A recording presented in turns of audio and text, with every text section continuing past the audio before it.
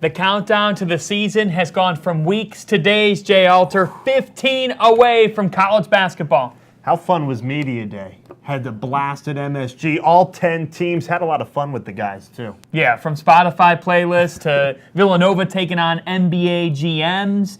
On top of that, Seton Hall singing. I mean, it was crazy. It was a great time. Whenever you get the two of us and a whole lot of Big East basketball players together, you know fun is going to follow. That's what makes this show so great. And the season nearly upon us. Welcome to Shoot Around. That's exactly right. 2 weeks away. And you can go to our iTunes page, download and subscribe, Big East Shoot Around. You can get the podcast. There's tons of interviews on there. We're on Big East Facebook, at Big East on Twitter, and Fox Sports Go. Let's get right to the bowling alley.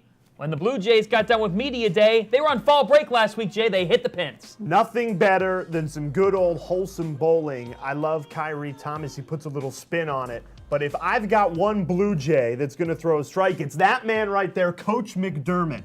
He's got some power behind the ball. I want Coach Mack as my teammate at the bowling alley. I mean, strike after strike. I'm more of a spare guy. I like Jacob Epperson. I think that the freshman... The big Australian. Yeah, nice and swift in the movement. Yeah, he's big, but at the same time, very swift. And I just like that in a bowling alley, Give me pure power. Coach Mack, right down the middle. No spin, just knock him down. I could see him on the PBA Sunday on ESPN. I could. You know? In that button-up, bowling shirt type. I would love it. He would be great. Well, Musketeer Madness was over the weekend, and man, did they have fun. The new Cintas Center, the renovations, rather, looking great. One last ride. Love that. This is Blewett's team. He's back. Thought about the NBA? No, sir.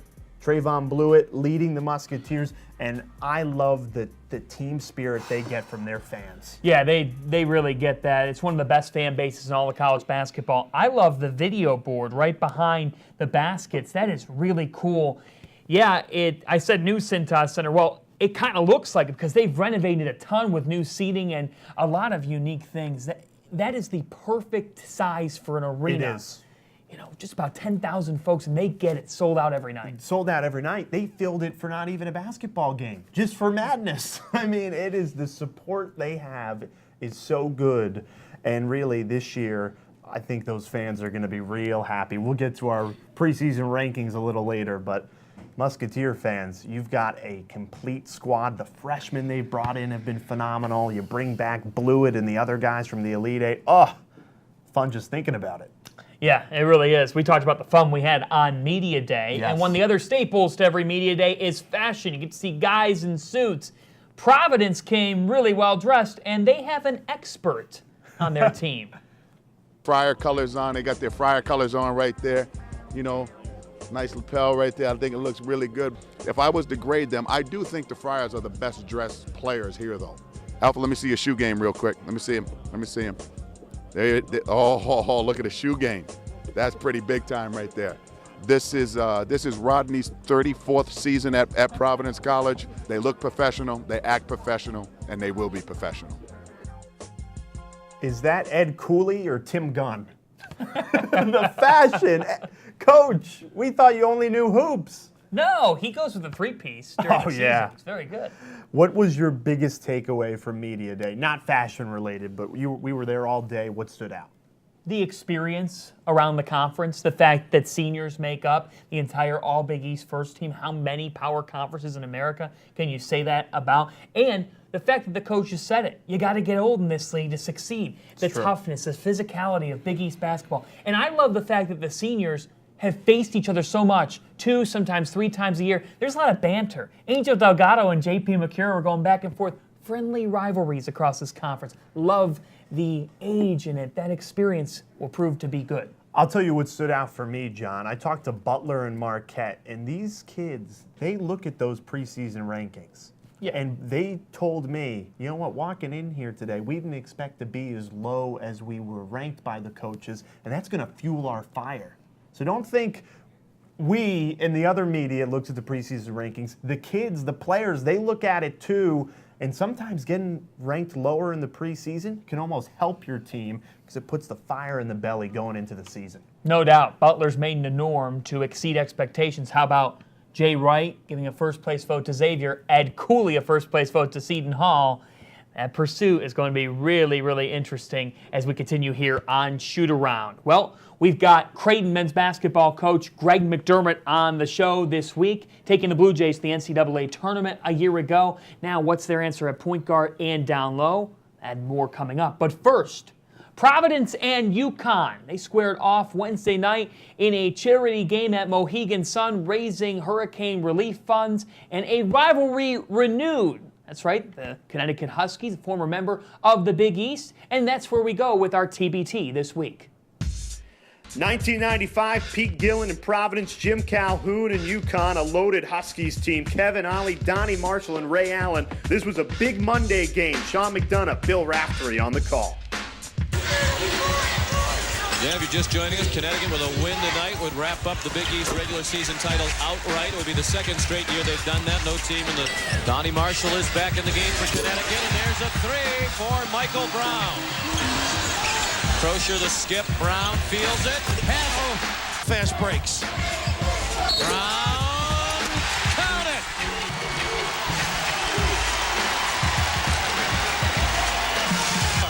They have not been consistent. Too good.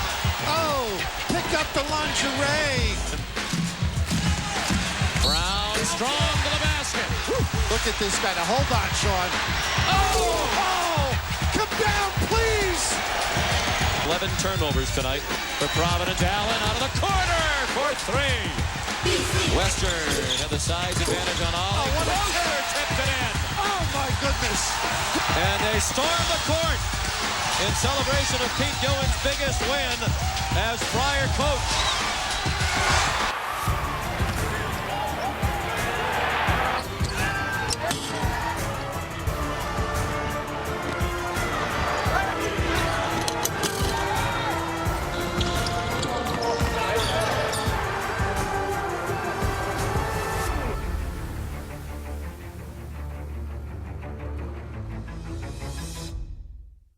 I can't believe it. Season just around the corner. What characteristic comes to mind when you think of working with your team thus far? Well, probably most of all, they've been so enjoyable to coach. There's a cohesive piece of this team that I don't know that I've experienced in quite some time. They really get along extremely well. They have each other's back. They enjoy being on the floor with one another, and they enjoy spending time with each other off the floor. So I'm hoping that chemistry is going to take us a long ways.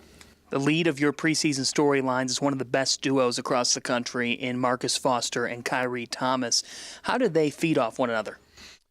Well, I mean, they both can score really at all three levels. They can shoot the three. They both can score off the dribble. We've used them, both of them, in the post some as well because they're so crafty down there. They get to the free throw line. Defensively, Kyrie's outstanding, and Marcus has improved in that area. So, but they don't really care who gets the credit, which has been kind of refreshing. They'll make the extra pass to one another, and oftentimes when you have two guys that are as talented as that offensively, it's hard to get them to share the basketball, and those two guys are more than willing to do so. What's the latest on where you're heading with your starting point guard spot? Well, it's been a little bit difficult, so it's been somewhat fluid, and I say that because Kaleb Joseph has really fought some hamstring issues really from the start of practice. So I'm not sure I've been able to see exactly what Kaleb can bring to the table because he hasn't been healthy enough to go full speed when he's out there, and there's been a lot of practices that he hasn't been able to participate in. And Davion Mintz, I think, has improved from a year ago. Tyler Clement continues to just be really, really solid for us and someone we certainly have the confidence in throwing out there. And then Tyshawn Alexander, who I probably didn't recruit to play the point guard position, has shown the ability to do that. He's really been thrown into that position because of some injuries in practice. When he's played there, he's made really good decisions, has shown the ability to run a team, and obviously we brought him in to shoot the basketball, and he can do that extremely well. So, we have four guys that I'm comfortable moving around there, and it's not to say we couldn't slide Marcus or Kyrie there as well. So, we're going to try to get the five best players on the floor as much as we possibly can. And if, that could mean a lot of different guys at the point guard position. First 4 years in the Big East, and it seems like you guys were in the Big East Tournament Championship game year one, but the conference's depth just keeps on improving. From when you started in the league to where it is now, what's your takeaway? Well, I think what you said is exactly, right on. I think the depth of the conference has continued to improve. I think the top is every bit as good as it's been, but I think the bottom keeps getting better. And, the teams in the middle are stronger than they were maybe 4 years ago. So, I mean, it's awesome to talk about the league in the off season and in the summertime and the fall as you build up to the season. And, everybody's pounding the drum of the Big East, and it's fun to do that because we all get along so well. But then in January, you got to play the games. And now it's not so much fun because you really do not get a night off, and you have to be prepared to play, and you're playing in great venues and in front of great crowds every single night, and that's what makes our league fun. When people think of Creighton basketball, it's a spread style, it's hit the threes, and you guys know how to spread defenses out. How do you coach defense on the other end of the floor? Well, it's hard to be great at everything, and we require a lot of energy and effort offensively, maybe more than most teams in the country because of how we want to establish pace. Defensively, we were 45th or 46th in the country last year, which was a huge jump from the previous years, and we have to continue to build on that. We have to limit second shots. We have to keep teams off the foul line. And not turn it over and give up easy baskets. So, our defense, so to speak, it's kind of a bend but not break. We're going to try to make them take some challenge shots, but we also know that we build our team offensively in a way that maybe length and athleticism isn't a huge priority for us if we've got skill. So we're a little bit smaller at a couple positions. We maybe don't have the length that you'd like to have. So guys have to be in the right spot, and that's really been our focus so far in practice. Is that what rebounding will look like for this group by committee? It has to be. I don't think we have a dominant rebounder. I think Ronnie Harrell can be that guy. He's very active on the glass on both ends of the floor, and has done a great job in the early going. And I think we have some young guys up front. Martine Krampel has done a great job so far. Jacob Epperson, the freshman from Australia, has got a chance to be a good player. Could use a red shirt. If Justin Patton was still walking around campus, we would redshirt him, but he's not. He's in Minnesota in a Timberwolves uniform, so we'll go ahead and play Jacob this year as well. What will determine if this group that you're coaching up right now will be a big dance team or not?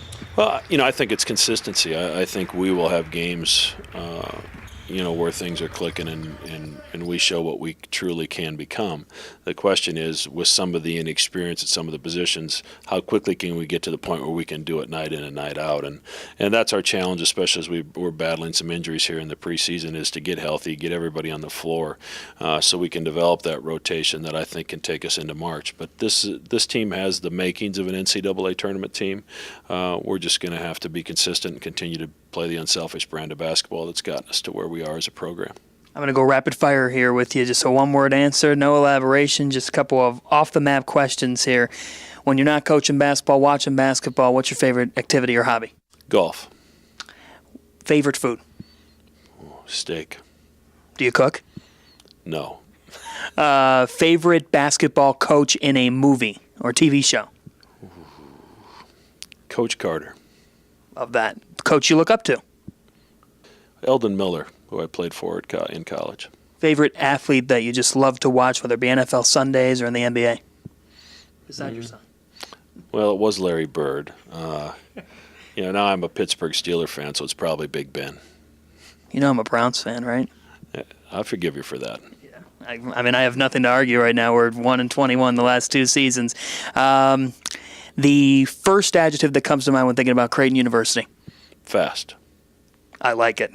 He's fast. He's got his team rolling fast. Coach Mack is ready for the season. Thanks, Coach. Thank you, John. Back here at the altar, John Fanta joining us for the first time at the big board. Preseason polls, it gets you fired up for the season. Our coaches voted in this. We revealed it at Media Day. Let's take a look, John, at what they had in store. Doesn't it get you fired up? Season right around the corner, teams getting ranked. Yeah, the big takeaway from this is just the depth in the middle of the league. Providence at 4, Creighton, a team that loses Justin Patton, that's trying to answer questions at the point guard position, coming in at 5th. You can make a case for St. John's, Marquette, and Butler. All three of those teams could be in that slot. The middle of this league is absolutely jam-packed. Butler at 8. Folks, the Bulldogs made a Sweet 16 a year ago, shows you the depth in this Big East Conference headed into the season. It really does. And Keelan Martin to be returning as an All Big East first-team selection. And then you've got Kamar Baldwin taking over at point guard, who's one of the best freshmen, not only in the conference, but had some standout performances that got national attention. This league is absolutely loaded. But at the end of the day, the biggest takeaway is Jay Wright continues to be at that top spot. And the mighty Wildcats, until somebody takes them down, this conference is theirs. Let's see how we voted. Let's see it. You're on the left side. I'm on the right side. I haven't seen yours yet. Okay, so we both have Villanova at the top. We agree there. You said it. When a team wins this league 4 years in a row, you got to put them at the top in the preseason. We were told that we only match on 2 positions, which is right really something. Let's go through it top to bottom. Yes. Right at the top, we flip-flop Xavier and Seton Hall, and quite frankly, I'm okay with that. Both of those teams could be fighting for 2 and 3, and really, they could get up to 1 and knock off the Wildcats. But here's my big one. Butler is 4th for me. That's right. I had them climbing all the way up to number 4. I think about this league, and Providence last year started 1-5 in conference play. They ended up getting the 3 seed. I think it's that type of scenario where we go into the last Saturday and there's a bunch of different variables. The Butler Bulldogs have what it takes to be right in the middle of this conference. They get slept on every year. I don't know why. And I know that they have a new head coach, but the Butler way keeps on rolling. They're going to play faster, and that can fit for the Dogs. I should have known you were high on Butler when you were talking about the coaches putting them at 8. Look, I don't think they'll finish 8th. I've got them at 7. It shows you how tight 4 through 8 is in this league right now, because I've got Ed Cooley and the Friars at number 4. And folks, they return everybody. There is not one person that played big minutes last year that they are without this season. I've got the Friars at 4. And then here's, I guess, where we disagree big time. You've got the Red Storm at 8. I've got St. John's all the way at 5. I am drinking the Kool-Aid. Marvin Clark, Justin Simon, impact transfers. And then when you combine Pons and Levette, I think they really do have enough firepower to finish in the top half of this conference. There's no doubt that St. John's has the talent to get up to 5th or 6th in this conference. I think where we stand out is that it's going to be tough to unseat teams from where they've been. Marquette returns Marcus Howard and Sam Hauser. Sam Hauser led this team in minutes played last year, and he was just a freshman. That stands out to me. While they're still relatively young, Wojo now has his kids. It's going to be tough to unseat them. Creighton, by the way that they play team basketball, it's balanced. It's going to be tough to unseat them. So it's a real challenge. I think my climb with Butler then causes St. John's to go further down the ladder. But that's what I think, and I think that I talked to a coach earlier today, and he said that 2 to 8 in this conference is an absolute mystery. 2 to 8. Jay, that's nuts. It is nuts, and it shows you, what do we know in the preseason? Until we see the teams, game action, we really won't know who will fall 1 through 10 in this conference. I will point out, you've got the Blue Demons at 9. You were just in Chicago. You're really impressed with what they're building there. I love Max Strus. Watch out for this kid. He's a Division II transfer from local Lewis University.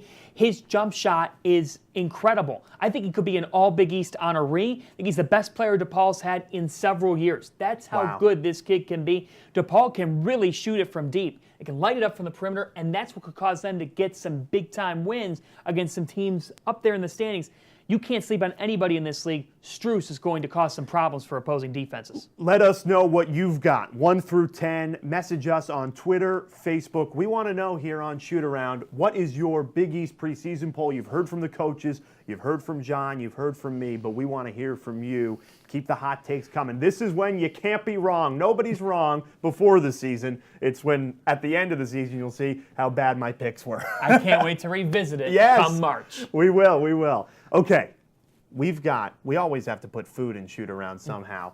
Jessie, Govan, and you had some Cupcake Wars down in D.C. That coming later, but first, little Thursday pickup. Your favorite Halloween candy? We asked the guys in Big East Hoops. Now, you once trick-or-treated, I'm sure. Oh, of course. Halloween is right around the corner. Yeah. So what was that candy that you were, like, on the lookout? You hadn't Oh, yet? Sour Punch Straws. Oh, my gosh, those are so Sour good. Punch Straws. Okay. Blue raspberry, best candy ever. Starburst. Starburst. For sure. The green pack of Starburst. Okay. I eat the red pack, the pink pack. I eat any type of Starburst. Just eat them all. Yeah. That's my everyday candy. I'm a huge whole Wonka candy. So Okay. Gobstoppers, Nerds. Nerds are good. Laffy Taffy. Nice. Those are my favorite candies. For a fact, it's chocolate. So Yeah. big chocolate guy. Probably Snickers bar probably be great. Probably Snickers. Snickers. It's a popular one. Oh, Snickers. Snickers. Yeah, I love Snickers. You know what I'm saying? I just love It's a chocolate. popular one, though. You might have to fight some guys here for them. Yeah, you know what I'm saying? Snickers, it was hard to find 'cause, you know, people don't really give out Snickers. Yeah. They like to give the cheap candy. you gotta really go in them good stores for Yeah. that Snickers. So. Yeah. We would go across the street because then those streets have bigger houses and typically. They got the king size. Yeah, so we were like, we're going to that neighborhood. There was not one specific house, but like each of those houses had something different, like king size Snickers or just something different. And Is that what you went after, though, the Snickers bars? all the time, every year, the Snicker bars is what I do. You know, when we pour the candy out and we trade them, I need all the Snickers. I'll trade you all my non-chocolate candies for the Snickers. So Smart. I ain't trick-or-treating in a minute, so I don't know what candies they got no more. Like, what's that candy where you're like, oh my God, you got to go to this house? I say now later. An hour later? Now later. What was your best Halloween costume? Best Halloween. Either a referee back in high school or Ghostbuster. I was Ghostbuster. Nice. I had the little backpack and the little gun and stuff. So either that, one Always of those two. a classic, the Ghostbuster. Yeah. Caleb Johnson, Jessie, Govan, we're outside Baked and Wired. Yeah. Have you guys ever been here before? I've been here once. Yeah, me I've too. been here One once, time. yeah. What should I be expecting? Some good cupcakes. They say Baked and Wired is better than Georgetown cupcakes, but Georgetown cupcakes gets most of like notoriety and stuff because I guess it was on TV, right? Yeah, Georgetown. TV, Yeah. So you said you've been running a lot. What's the conditioning program been like? It sounds like that there's been a stress. I'm running under Coach Ewing. He's got you guys exercising. Yeah, so Has it been a game changer? Oh man, yeah. I mean, we run pretty much every day. Yeah? Yeah, we run pretty much More every than day. you ever have before? Oh, for sure. Yeah, I'd definitely. say, yeah, for sure. And does that just have to do with you're going to play at a lifted tempo? I think so. We got to be in great shape. He's emphasizing getting up and down the court, and what comes with that is being in great condition. So We got a whole bunch of athletes on our team, and everybody's fast. Everybody can do a lot of different things. So we're gonna try and put that, to the test. Just November 12th, first game. We're gonna try and get after it. Giants fan. I'm a Giants fan. Yes. I know, tough loss. Yeah. We just lost a tough one. We just lost a tough one. You don't have an NFL team, but you guys do have a difference in who you like in the NBA. You're Russ or James Harden? I like James Harden. You're James I'm a Harden. big James I'm Harden. Russ, yeah. All right, for sure. I'm going to give you two a chance to debate here. Who's Start better? with you. Who's better? He's the MVP. I mean, it's not even, that's all you gotta say. Numbers don't lie. He's the MVP, and numbers do lie a little bit. I think Russ has a big usage rate, but He does have a big usage rate. No, let's go. Where it's like usage rate and stuff. Yeah. But no, I just like the way James Harden plays. He's left-handed like me, great off ball screens, and Russ a great player. You can't take down from Russell Westbrook. How much does this guy cause a matchup problem for teams with his ability to stretch it? I think everybody knows. I think Jessie, he can score all types of ways, from the outside to the inside, the hook shot. I mean, when you play one, do you ever play one-on-one? Yeah, we played one-on-one a few times. You want to let them know how that went? Yeah, you want to let them know how that went? I can't remember Oh, you how can't remember? me and Jessie went. I can't off the top of my head, but he making it sound like he won. So I don't know. Sounds like just how he can't remember. Yeah, exactly. All right, are we ready for some cupcakes? Yeah. Let's do it. Here we go. Let's do it. It's time. A Big Eats edition of Cupcake Wars. So we have Georgetown Cupcake versus Baked and Wired. Just a big red velvet. Yeah, I'm a red velvet guy. I got to see who wants to go first. Who wants to lead off here? What you going with, baked and wired or? Yeah, I started with the baked and wired. Off the bat, you always see this. This is a bigger cupcake. They get the A+ for the presentation. Yeah, look at this. This is definitely. Good rating for the presentation. I never think about that because I just put my mouth in it. I'm not even thinking about presentation. That's really good. Okay. He had another bite, which tells me. All right, that's really good. The icing is putting it over the top right now. Icing's a game changer. Presentation and icing are big pros. Yes, for sure. Yeah. And the actual flavor. It's great. Yeah, it's great. Sensational. I like this a lot. See, this is good presentation too, though. Red velvet with the heart on top. A little smaller, but sometimes smaller can be more good. Yeah, we're not gonna hold that against them. No. Yep. Sometimes smaller can be better. Here we go.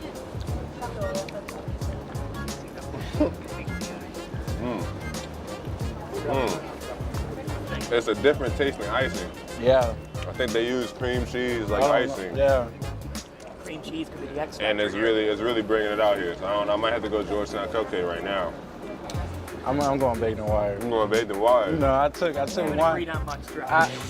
took one bite. Do a debate show. Hey, I took one bite. I'm going baked and wired. He's going baked and wired. Yeah, going for baked sure. and wired right here. We're outside baked and wired. Caleb's got baked and wired. For sure. Let's say it quietly now. You've got Georgetown Cupcakes. Do we want to go? How close is the water, Lord? It's right there. We want to go in the water? Oh, yeah, I got yeah. a couple other questions. Okay. We're gonna go down All right, the water. yeah, for sure. More with the Hoyas. All good? All right, we're talking hoops. Jessie, Govan, Kaleb Johnson. A little bit more to get to here. Let's get to movies. Okay. I hear you're a big Space Jam fan. My favorite movie. Who's in that one? Patrick Ewing, Coach Pat, yeah. Have you talked to him about his role? Yeah, I did. I actually wanted to know, like, how they did all the, like NBA game stunts and things like that. But he told me they just took him to Hollywood and they just brought a few of their players. So I was like, oh, okay. They seem to be thinking about making a sequel. Yeah, they should. They said have, Coach Pat, bring him through to Georgetown, you know what I mean? Bring the players in there too, give us a role too, might as well bring the squad. Right. Could you take down the Monstars? I'm sure. I think we could take on the Monstars. I'm sure we could. Yeah. Space Jam 2, Johnson and Govan for a game-winning 3. Yeah. Coach Ewing drawing up a play. Yeah. Wow. That sounds like a plan. Wow. Send that That's script a to Hollywood. blockbuster hit right there. Send that script to Hollywood right there. Being a Hoya and at Georgetown, does it ever strike you when you're walking in the Thompson Center, the opportunity, the program's tradition, that legacy that you have a chance to make? That's a deep question. Well, Georgetown is such a prestigious university, just being on the basketball team itself is an honor. So, and now we, got the new facility, the Thompson Center, everything is up to date. I think we have one of the newest facilities, in the country. And, but yeah, it's great. And they got a lot of history in there as well. You could just feel the history as soon as you walk in there. Like as soon as you walk in, you see a big statue of John Thompson Jr., as soon as you walk in there. So as soon as you see it, you just feel all the history, all the games they won, the Big East tournament championships, just sitting on all the trophies across the trophy cases and all that. It sounds like to me that when you guys tip this thing off in November, that teams are going to see a fresh Hoyas team. For sure. Tell the fans what's coming. Your fans. Our fans, man. We coming this year. We winning this year. It's gonna be a new Georgetown. It's gonna be great. I'm looking forward to it. Y'all should be looking forward to it. We're gonna come make some noise, Like I said, our last 2 years haven't been what Georgetown basketball is about. This is the year for us to really, get back on the map and really, prove everybody wrong. Everybody's doubting us, Yeah. Nobody thinks we're gonna do anything, but that's fine. As soon as that season starts and that ball gets tipped, we're just gonna try and go 1-0 every game, and that's the goal this year. Just trying to take every game one game at a time and just, not focus on what's coming next, but just focus on what's happening right now. I think we hit on anything and everything with the Georgetown Hoyas. At the end of the day, Georgetown Cupcake. Yeah. Baked and wired. Baked and wired for sure. These Cupcake Wars, though, we will recircle. We might have to take this to the whole team and get a vote process. That'd be cool. Have to. I think Georgetown Cupcakes I think baked and wire to come out up top. It's not even like baked and wire is bad, Georgetown Cupcakes just better, That's cool to be second, sometimes. It's kind of like when you play each other one-on-one. Right. Johnson's good. Yeah, like you good, you just not better, like it's just what happens. That's what we need to do. Y'all need to come here and watch us play one-on-one. You want to see something. All right, yeah. Come here. Potential shoot-around featuring these two guys squaring up one-on-one. That cupcake competition in Georgetown is very tight. We might have to resume that during the season. In this week's Beyond the Game, we turn to the world of college basketball. You've seen in the last week teams joining together for exhibition games in an effort to raise money for the hurricane relief funds in conjunction with the Red Cross. We've already had a couple across the league, many teams participating in it. And last night, Providence taking on UConn at Mohegan Sun. We had it for you on Fox Sports Go. Here's some sights and sounds across these hurricane relief fund games. The Red Cross is appreciative of your help. Our job is to alleviate human suffering in the wake of disasters and tragedies, and you've helped us do that tonight. Thank you, UConn. Thank you, Providence. Have a great evening.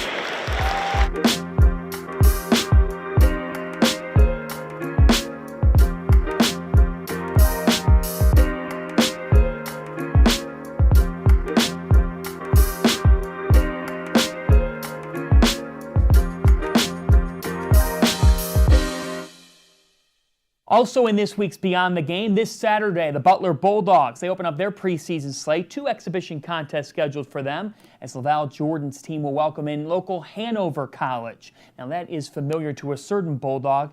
It's big man Joey Brunk. His father, Big Joe, passed away last April after having a battle with brain cancer. Joe was one of Hanover's all-time players, one of their best scorers in program history. So this matchup definitely is felt by Joey. We talked to him at Hinkle Fieldhouse about it. This exhibition on Saturday is definitely something I've been looking forward to for a while. I know not just myself, but my teammates and my family. Playing against Hanover, growing up, going to basketball camp there, with my dad graduating from there and playing there, and staying in touch with all of his friends. It's definitely a really meaningful exhibition for me. Yeah, I've definitely heard a lot of stories, especially in the past couple of months with my dad and all of his buddies down at Hanover, and it's meaningful to me, be able to wear number 50, that he wore in high school and college, and I think one of the ways my dad, represented himself was he was always very big, on passion. He said, if you don't love it, you don't love it. He said, I can't do it for you. I can't go work out for you. I can't do everything. That's on you to do. And I like to play with passion. I like to play, with a little bit of fire. And that was something that he was always proud of. He said, you play. If that's the way you want to play, you go out and do it every night. And that's kind of how I fell in love with basketball, is playing with that passion.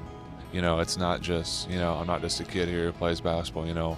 They acknowledge there's way more than that. It just speaks to the quality of the people that I'm around here at Butler.